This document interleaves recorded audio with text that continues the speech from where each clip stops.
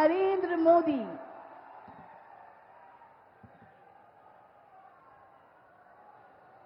बिहार के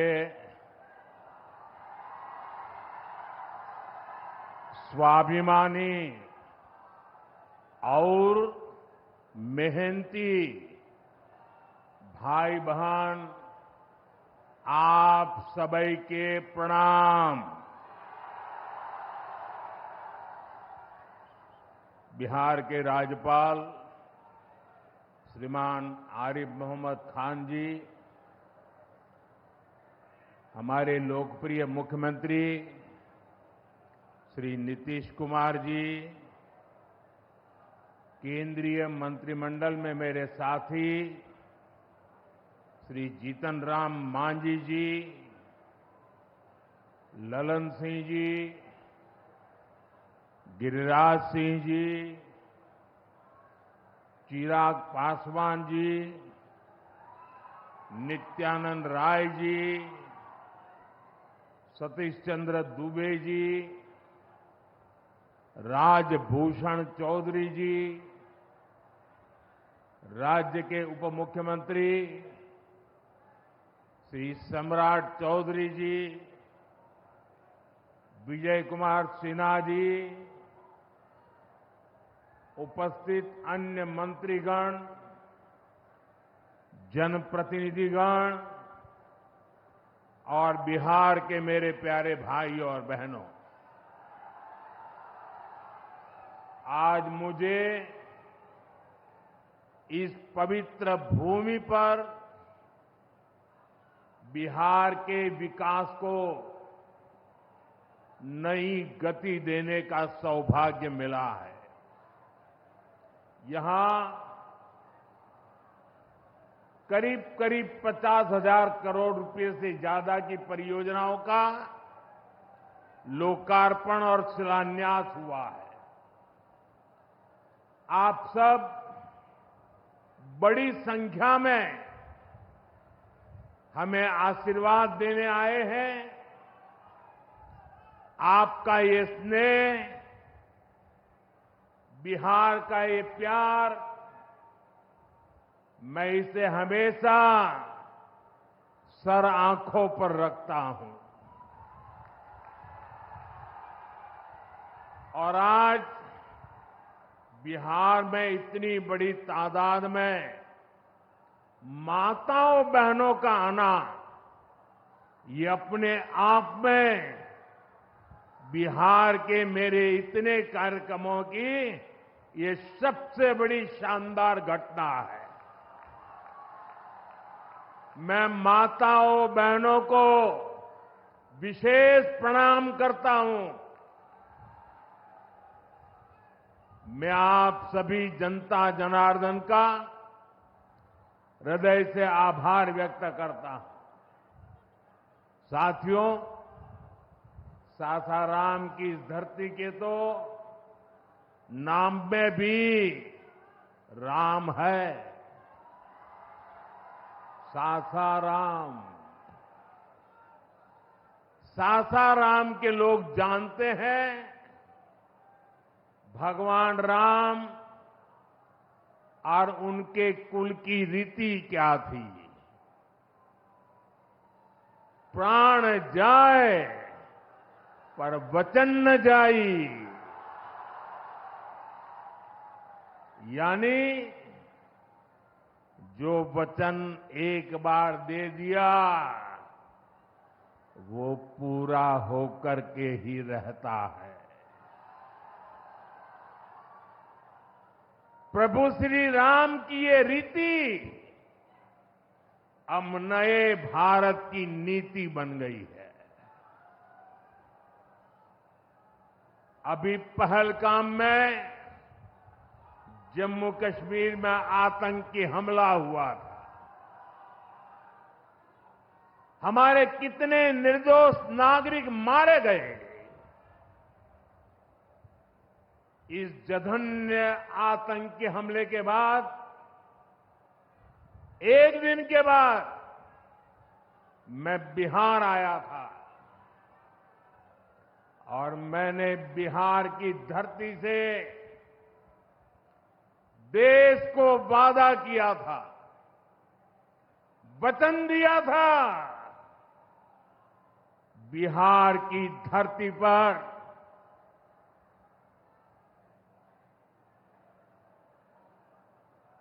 आंख में आंख मिलाकर हमने कह दिया था, आतंक के आकाओं के ठिकानों को मिट्टी में मिला दिया जाएगा।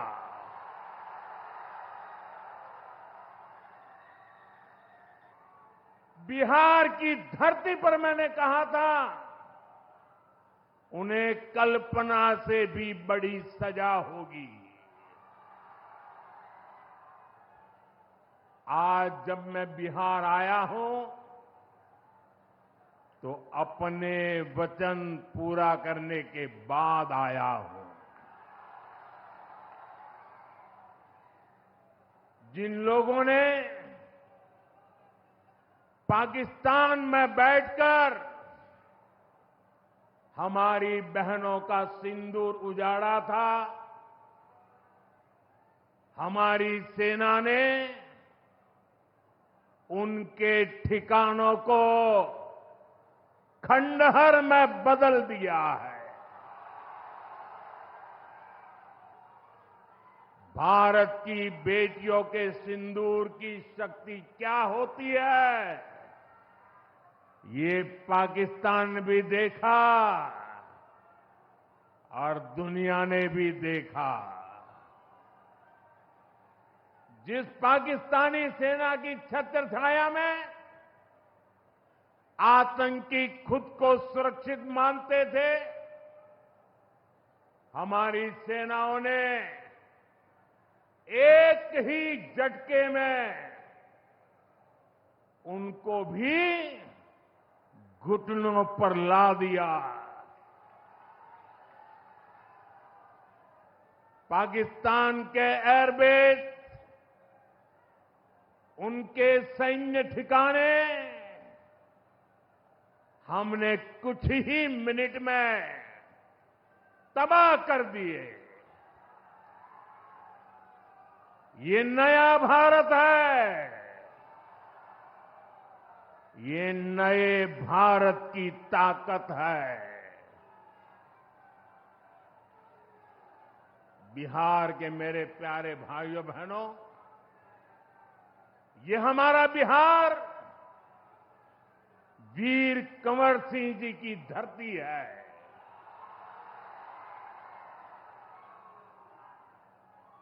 यहां के हजारों नौजवान देश की सुरक्षा के लिए सेना में, बीएसएफ में अपनी जवानी खपा देते हैं।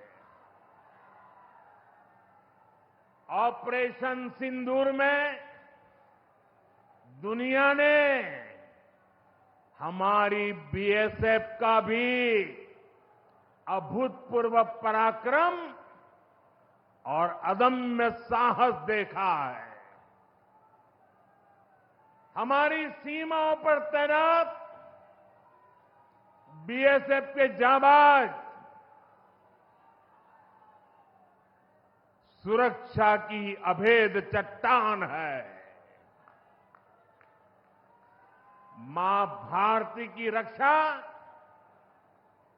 हमारे बीएसएफ के जवानों के लिए सर्वोपरि है। और यही मातृभूमि के सेवा का पवित्र कर्तव्य निभाते हुए 10 मई को सीमा पर बीएसएफ सब इंस्पेक्टर इम्तियाज शहीद हो गए थे। मैं बिहार के इस वीर बेटे को आदरपूर्वक श्रद्धांजलि देता हूं। और मैं आज बिहार की धरती से फिर दोहराना चाहता हूं, ऑपरेशन सिंदूर में भारत की जो ताकत दुश्मन ने देखी है, लेकिन दुश्मन समझ लें ये तो हमारे तर्कस का केवल एक ही तीर है। आतंकवाद के खिलाफ भारत की लड़ाई न रुकी है न थमी है। आतंक का फन अगर फिर उठेगा तो भारत उसे बिल से खींचकर कुचलने का काम करेगा।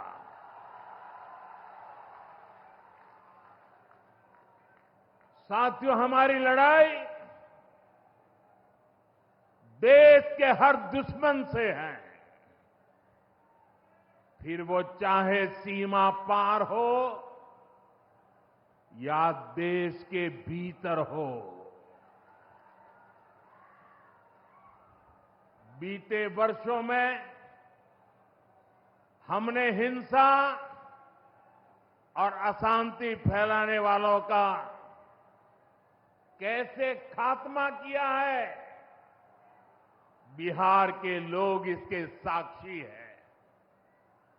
आप याद करिए, कुछ साल पहले तक सासाराम, कैमूर और आसपास के इन जिलों में क्या हालात थे, नक्सलवाद कैसे हावी था, मुंह पर नकाब लगाए, हाथों में बंदूक थामे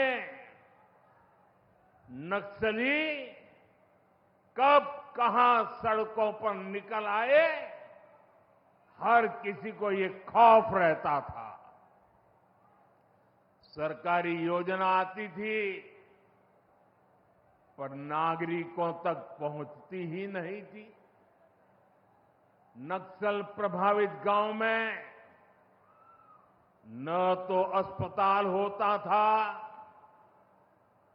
न मोबाइल टावर, कभी स्कूल जलाए जाते थे, कभी सड़क बनाने वालों को मार दिया जाता था। इन लोगों का बाबा साहब आंबेडकर के संविधान पर कोई विश्वास नहीं था। नीतीश जी ने उन परिस्थितियों में भी यहां विकास की पूरी कोशिश की। 2014 के बाद से हमने इस दिशा में और तेजी से काम किया। हमने माओवादियों को उनके किया की सजा देनी शुरू की। हम युवाओं को विकास की मुख्य धारा में भी लेकर आए। 11 सालों की दृढ़ प्रतिज्ञा का फल आज देश को मिलना शुरू हुआ है। 2014 से पहले देश में 125 से ज्यादा जिले नक्सल प्रभावित थे। अब सिर्फ 125 से ज्यादा, अब सिर्फ 18 जिले नक्सल प्रभावित बचे हैं। अब सरकार सड़क भी दे रही है, रोजगार भी दे रही है। वो दिन दूर नहीं जब माओवादी हिंसा का पूरी तरह से खात्मा हो जाएगा। शांति, सुरक्षा, शिक्षा और विकास गांव-गांव तक बिना रुकावट के पहुंचेंगे। साथियों, जब सुरक्षा और शांति आती है, तभी विकास के नए रास्ते खुलते हैं। यहां नीतीश जी के नेतृत्व में जब जंगल राज वाली सरकार की विदाई हुई, तो बिहार भी प्रगति के मार्ग पर आगे बढ़ने लगा। टूटे हाईवे, खराब रेलवे, गिनी चुनी फ्लाइट कनेक्टिविटी, वो दौर अब इतिहास बन चुका है, पीछे छूट रहा है। साथियों, कभी बिहार में एक ही एयरपोर्ट था, पटना। आज दरभंगा एयरपोर्ट भी शुरू हो गया है। अब यहां से दिल्ली, मुंबई, बेंगलुरु जैसे शहरों की फ्लाइट मिलती है। बिहार के लोगों की लंबे समय से मांग थी कि पटना एयरपोर्ट के टर्मिनल को आधुनिक बनाया जाए। अब ये मांग भी पूरी हो गई है। कल शाम मुझे पटना एयरपोर्ट की नई टर्मिनल बिल्डिंग का लोकार्पण करने का सौभाग्य मिला है। ये नया टर्मिनल अब 1 करोड़ यात्रियों को संभाल सकता है। बिहटा एयरपोर्ट पर भी 1400 करोड़ रुपए का निवेश हो रहा है। साथियों, बिहार में आज हर तरफ 4 लेन और 6 लेन सड़कों का जाल बिछ रहा है। पटना से बक्सर, गया जी से डोभी, पटना से बोधगया जी, पटना, आरा, सासाराम, ग्रीनफील्ड कॉरिडोर, हर तरफ तेजी से काम हो रहा है। गंगा, सोन, गंडक, कोसी समेत सभी प्रमुख नदियों पर नए पुल बनाए जा रहे हैं। हजारों करोड़ की ऐसी परियोजनाएं बिहार में नए अवसरों और संभावनाओं का निर्माण कर रही है। इन प्रोजेक्ट से हजारों युवाओं को रोजगार मिलेगा। यहां टूरिज्म और व्यापार दोनों को फायदा होगा। साथियों, बिहार में रेलवे की हालत भी अब तेजी से बदल रही है। आज बिहार में वर्ल्ड क्लास वंदे भारत ट्रेनें चल रही हैं। रेलवे लाइनों को डबल और ट्रिपल किया जा रहा है। छपरा, मुजफ्फरपुर, कटिहार जैसे इलाकों में काम तेजी से चल रहा है। सोननगर और अंडाल के बीच मल्टी ट्रैकिंग का काम चल रहा है, जिससे ट्रेनों का आना जाना तेज होगा। सासाराम में भी अब 100 से ज्यादा ट्रेनें रुकती है। यानी हम पुरानी समस्याओं को भी दूर कर रहे हैं और रेलवे का आधुनिकीकरण भी कर रहे हैं। भाइयों बहनों, ये काम पहले भी हो सकते थे, लेकिन जिनके ऊपर बिहार को आधुनिक ट्रेनें देने की जिम्मेदारी थी, उन्होंने रेलवे में भर्ती के नाम पर आपकी जमीन लूटने का काम किया। गरीबों की जमीन लिखवा ली।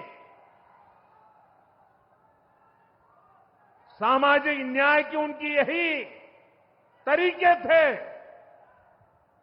गरीब को लूटना, उनके अधिकारों को लूटना, उनकी मजबूरी का फायदा उठाना और खुद राजाशाही की मौज करना। बिहार के आप लोगों को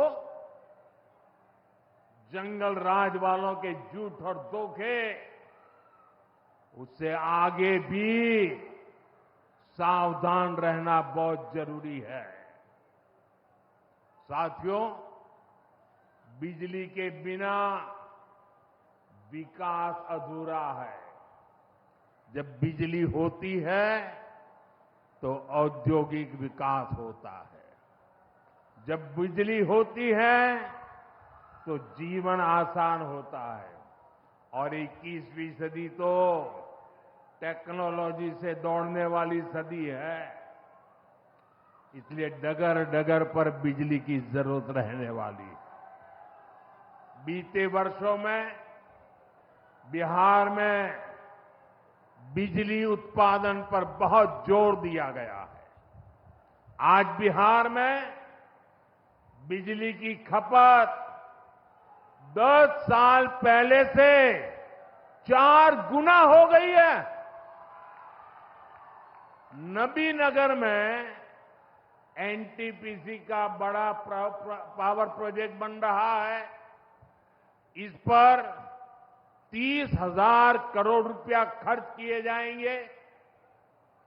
इससे बिहार को 1500 मेगावाट बिजली मिलेगी। बक्सर और पीर पैंती में भी नए थर्मल पावर प्लांट शुरू हो जाएंगे। भाइयों बहनों, अब हमारा ध्यान भविष्य की ओर है।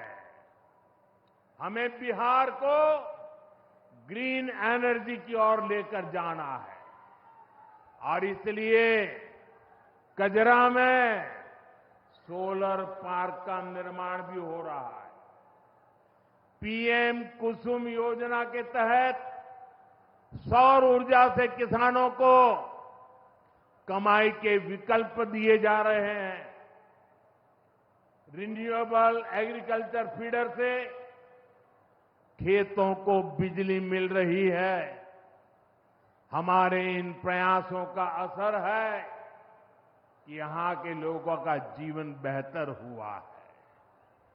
महिलाएं खुद को सुरक्षित महसूस कर रही है। साथियों, जब राज्य में आधुनिक इंफ्रास्ट्रक्चर आता है तो सबसे ज्यादा लाभ गांव, गरीब किसान और छोटे उद्योगों को होता है, क्योंकि वो देश विदेश के बड़े बाजारों से जुड़ पाते हैं। प्रदेश में नया निवेश आता है तो नए अवसर बनते हैं।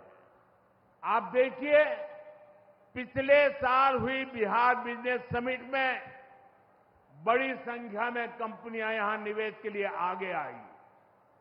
जब राज्य में उद्योग आता है तो लोगों को मजदूरी के लिए पलायन नहीं करना पड़ता। किसानों को भी नए विकल्प मिलते हैं। यातायात की सुविधाएं सुधरने से उनकी उपज भी दूर दूर तक जा पाती है। भाइयों बहनों, हमारी सरकार बिहार के किसानों की आय बढ़ाने के लिए लगातार काम कर रही है। यहां 75 लाख से ज्यादा किसानों को पीएम किसान सम्मान निधि के तहत आर्थिक सहायता मिल रही है। हमारी सरकार ने मखाना बोर्ड की घोषणा की है। हमने बिहार के मखाना को जीआई टैग दिया। इससे मखाना किसानों को बहुत लाभ हुआ है।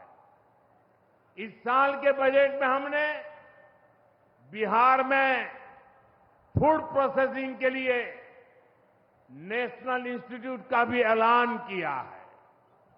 अभी 2-3 महीने पहले ही कैबिनेट ने 2-3 दिन पहले ही कैबिनेट ने खरीफ के मौसम के उसके लिए धान समेत 14 फसलों की एमएसपी को बढ़ाने को मंजूरी दी है। इससे किसानों को अपनी फसलों का बेहतर दाम और आमदनी भी बढ़ेगी।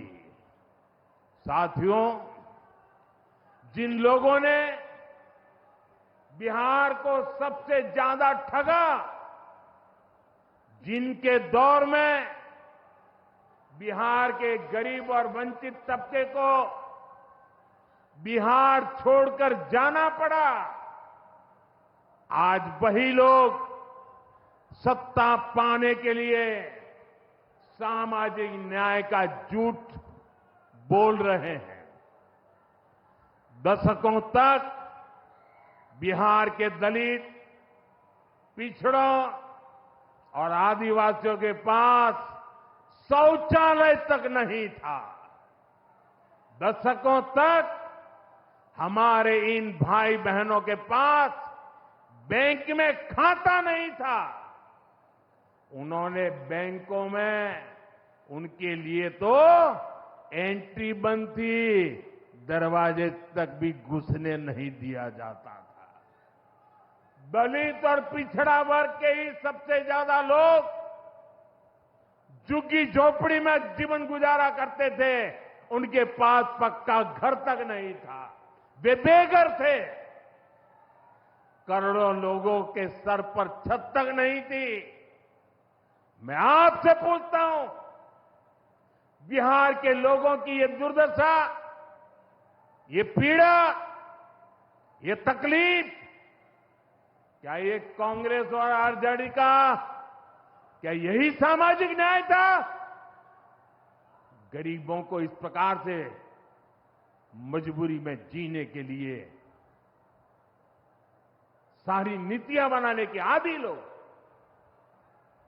साथियों, इससे ज्यादा अन्याय कोई नहीं हो सकता है। कांग्रेस और आरजेडी वालों, इन्होंने कभी दलित, पिछड़ा की इतनी तकलीफों की चिंता तक नहीं की। ये लोग विदेशियों को बिहार की गरीबी दिखाने के लिए घुमाने लाते थे। अब जब दलित, वंचित और पिछड़ा समाज ने कांग्रेस को उसके पापों की वजह से छोड़ दिया है, तो इन्हें अपना अस्तित्व बचाने के लिए सामाजिक न्याय की बातें याद आ रही है।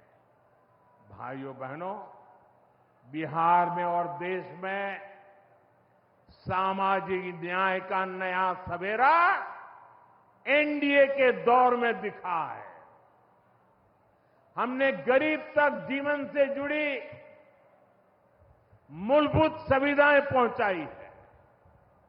हम इन सुविधाओं को 100% लाभार्थी तक पहुंचाने के लिए काम कर रहे हैं। 4 करोड़ नए मकान, 3 करोड़ बहनों को लखपति दीदी बनाने का मिशन, 12 करोड़ से ज्यादा घरों में नल का कनेक्शन, 70 साल से अधिक उम्र के हर बुजुर्ग को 5 लाख रुपए तक का मुफ्त इलाज, हर महीने मुफ्त राशन की सुविधा। हमारी सरकार हर गरीब और जरूरतमंद के साथ खड़ी है। साथियों, हम चाहते हैं कि कोई भी गांव छूटे नहीं, कोई भी हकदार परिवार सरकार की योजनाओं से वंचित न रह जाए। मुझे खुशी है, इसी सोच के साथ बिहार सरकार ने डॉक्टर भीमराव अंबेडकर समग्र सेवा अभियान शुरू किया है। इस अभियान में 22 जरूरी योजनाएं एक साथ लेकर सरकार गांव-गांव, टोला-टोला पहुंच रही है। हमारा लक्ष्य है हर दलित, महादलित, पिछड़े, अति पिछड़े, गरीब के घर तक सीधे पहुंचना। मुझे बताया गया है कि अब तक 30,000 से ज्यादा कैंप लग चुके हैं। लाखों लोग इस अभियान से जुड़ चुके हैं। जब सरकार खुद लाभार्थियों तक पहुंचती है तो ना कोई भेदभाव होता है और ना ही कोई भ्रष्टाचार होता है, और तभी सच्चा सामाजिक न्याय होता है। साथियों, हमें हमारे बिहार को बाबा साहब आंबेडकर, कर्पूरी ठाकुर, बाबू जगजीवन राम और जेपी के सपनों का बिहार बनाना है। हमारा लक्ष्य है विकसित बिहार, विकसित भारत, क्योंकि जब जब बिहार ने प्रगति की है, भारत दुनिया में शिखर पर पहुंचा है। मुझे विश्वास है हम सब मिलकर विकास की रफ्तार को और आगे बढ़ाएंगे।